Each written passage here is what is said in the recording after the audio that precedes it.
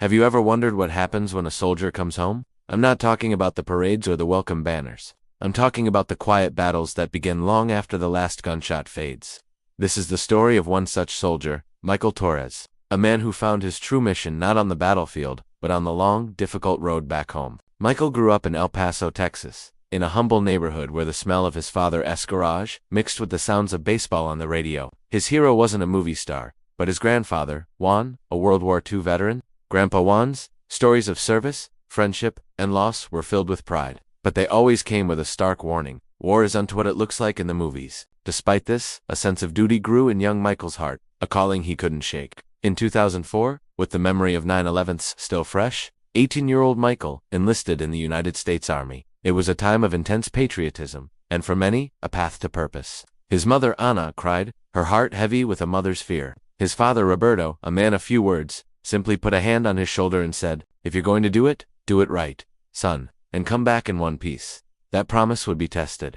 At Fort Benning, Georgia, Michael was forged into a soldier. He learned discipline under the scorching sun, mastered weapons and tactics, and discovered the unbreakable bond of brotherhood. He was assigned to the 1st Combat Engineer Battalion, tasked with one of the most dangerous jobs in Iraq, finding and disarming IEDs, the hidden killers of the war.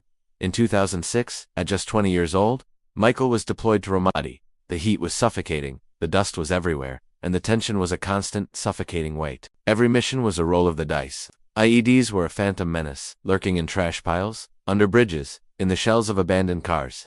The cost of this shadow war soon became devastatingly real. Michael lost several friends, but the loss of James Miller, his closest friend in the squad, shattered his world. He remembers it with a chilling clarity. It was a quiet morning, too quiet. He'd later recall, "We were heading out to check a road when an explosion ripped the ground open in front of the vehicle. When the dust cleared, James was gone. It was like the world just stopped for a few seconds." That image, that moment of deafening silence and sudden loss, would be etched into his memory forever. 2 years later, during his second deployment, Michael's own luck ran out. While clearing a route near Baghdad, an IED detonated. The blast threw him through the air, knocking him unconscious. He woke up to a world of pain. His right leg was shattered, and his left ear was severely damaged, leaving him with partial deafness. He was flown to a military hospital in Germany, and then to Walter Reed in Maryland. Months of grueling rehabilitation followed. He learned to walk again, but the physical scars were nothing compared to the wounds he couldn't see. In 2009, Michael was honorably discharged. He returned to El Paso a decorated veteran,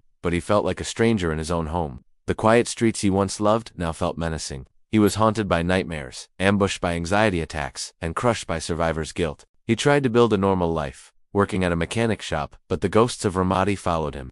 He avoided crowds, slept with a pistol by his bed, and drank to numb the memories. His family watched, helpless, as the son they knew disappeared. It was his mother who finally broke through the wall he had built. "Son," she said, her voice full of love and desperation, "you survived for a reason. You can't keep living like you're still over there." Those words were a lifeline. With his mother's encouragement, Michael sought help from the Department of Veterans Affairs. He started therapy for post-traumatic stress disorder. It was agony to talk about the war, to revisit the moments he'd tried so hard to bury. But in those group sessions, he discovered he wasn't alone. He met other veterans, men and women from different wars, all carrying their own burdens. Their shared experiences, their unspoken understanding, sparked a new purpose within him. Inspired, Michael enrolled at the University of Texas to study psychological counseling. He graduated in 2015 and began working for a nonprofit that helped homeless veterans. His method was simple but profound. He listened. He offered no judgment, only a safe space for them to tell their stories, to unload their pain, and to start the process of rebuilding. He understood their language, their anger, their grief. He had walked in their boots. Over the next few years, Michael became a powerful voice for veteran mental health. He spoke at schools and universities, shared his story in national campaigns, and even worked with Congress to improve care and job training for returning service members. In 2022, he took the ultimate step, founding his own organization, The Road Home.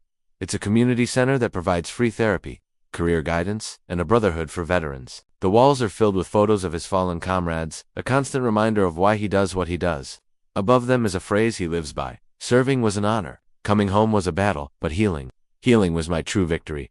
Today, Michael is 39, he's married to Emily, a nurse he met during his own recovery, and they have 2 beautiful children. Every Veterans Day he puts on his old army jacket and visits the military cemetery. He leaves flowers on the graves of his friends, including James Miller. As he stands there, watching the flags ripple in the wind, he reflects on his journey. He survived not just for himself, but to carry the stories of those who didn't make it back. I came back to tell their story, he says. And as long as I tell it, they'll never be forgotten. Michael's journey shows us that the bravest act of a soldier can be asking for help. His story is a testament to the resilience of the human spirit and a powerful reminder of our duty to support those who have sacrificed so much. Thank you so much for watching. If you were moved by Michael's story, please consider sharing it. And for more stories of courage and hope, don't forget to like this video and subscribe to our channel. We'll see you next time.